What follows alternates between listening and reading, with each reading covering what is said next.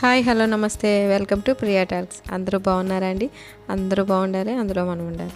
ఈరోజు మన video బఠానీతో snacks చేస్తున్నానండి.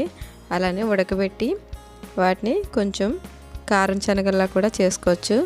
చాలా బాగుంటాయి, తప్పకుండా ట్రై చేయండి. ముందు రోజు నైట్ నానబెట్టుకోవాలండి.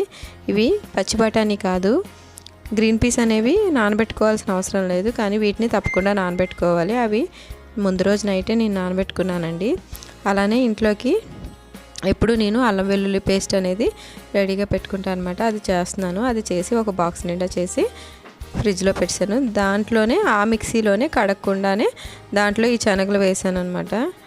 మిక్సీ పట్టుకోవాలండి. కచ్చాపచ్చగా పట్టుకుంటే సరిపోతుంది, మరీ మెత్తగా ఏం అవసరం లేదు మాకు మెత్తగా ఇష్టం అంటే అలా కూడా చేసుకోవచ్చు. మీకు కారం తగినన్ని పచ్చిమిరపకాయలు వేసుకోవాలి. అలానే ఒక 2 వెల్లుల్లి రెబ్బలు, 1 స్పూను జీలకర్ర, చిన్న అల్లం ముక్క వేసుకోవాలి. ఇవి వేయడం వల్ల స్పైసీగా బాగుంటాయండి, లేదా మరి చప్పగా ఉంటాయి అన్నమాట. అలా బాగుండదు. ఇంకా కారం కావాలి అంటే కారం కూడా వేసుకోవచ్చండి, కారపొడి. అది వేయడం వల్ల రెడ్గా వస్తాయి అన్నమాట. తర్వాత ఇది నేను కొంచెం కచ్చాపచ్చగా పట్టుకున్నాను. దీంట్లోకి అంటే వాటర్ వేయకుండానే పట్టుకోవాలండి. వాటర్ వేయడం వల్ల ఏంటంటే లూజ్ అయిపోతుంది పిండి అనేది. నేను ఒక పెద్ద స్పూన్తో రెండు స్పూన్లు బియ్యం పిండి అనేది వేస్తున్నాను అనమాట. అలానే ఆనియన్స్, ఇంకా రుచికి తగినంత సాల్ట్ వేసుకోవాలి. అలానే బేకింగ్ సోడా ఉంటుంది కదా, అది కూడా వేసుకోవాలి. అది వేయడం వల్ల ఏంటంటే మనకి కొంచెం ఎన్ని తిన్నా ప్రాబ్లం అనేది రాదు. వాటర్ అది ఏం వేయకుండా చక్కగా కలుపుకోవాలండి. కలుపుకున్న తర్వాత మీకు ఏ సైజులో కావాలంటే ఆ సైజులో వడల్లా ఒత్తుకోవాలి. చిన్నగా చేసుకున్నా పర్వాలేదు, లేదంటే మామూలుగా మీకు ఏ షేప్లో కావాలంటే ఆ షేప్లో వడలు అనేవి ఒత్తుకుంటే బాగుంటుంది. కొంచెం పలచగా ఒత్తుకుంటేనే బాగుంటుందండి, ఎందుకంటే లోపల అనేది ఉడుకుతుంది అనమాట, లేకపోతే లోపల ఉడకదు. అలానే ఆయిల్ కూడా మరీ హీట్ అయ్యేంత వరకు ఉంచకుండా కొంచెం మీడియం ఫ్లేమ్లో పెట్టుకొని వేయించుకోవాలి. హై ఫ్లేమ్లో పెట్టడం వల్ల ఏంటంటే పైన అంతా వేగినట్టుగా కలర్ చేంజ్ అయిపోతుంది, లోపల వేగదు అనమాట, ఉడకదు పిండి అనేది.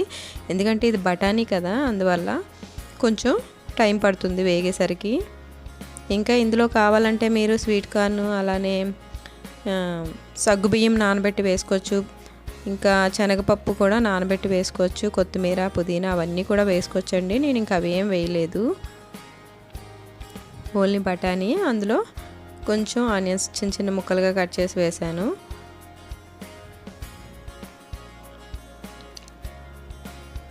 కొంచెం బఠానీ ఇలా చేశానండి. కొన్ని బఠానీ ఏమో ఉడకబెట్టాను. ఉడకబెట్టిన తర్వాత ఆ వాటర్ అంతా సాల్ట్ వేసి ఉడకబెట్టి తర్వాత అందులో కొంచెం కారం, అలానే చాట్ మసాలా ఉంటుంది కదా, అది వేసాను అనమాట. అలా కూడా స్నాక్స్లా తినొచ్చు, బాగుంటుంది.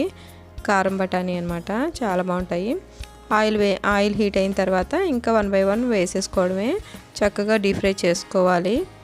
అన్నీ ఒకసారి ఒత్తి ఉంచుకుంటే మనం వెంటనే వేయించుకోవడానికి బాగుంటాయండి.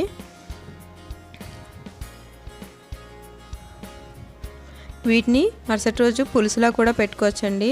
చక్కగా చింతపండు, ఉల్లిపాయలు, టమాటాలు అన్నీ వేసిన తర్వాత చింతపండు కొంచెం వేసి ఈ వడలనే వేసి పులుసు కూడా పెట్టుకోవచ్చు, చాలా బాగుంటాయి. అలా పులుసు అంతా అబ్జర్వ్ చేసిన తర్వాత చాలా బాగుంటుంది అనమాట. ఆ ఉడకబెట్టిన బఠానీలో కొంచెం కారం, కొంచెం చాట్ మసాలా వేసి బాగా కలిపేసి ఇస్తే చక్కగా తింటారండి పిల్లలు, బాగుంటుంది. ఇవన్నీ వేగిపోయినాయి.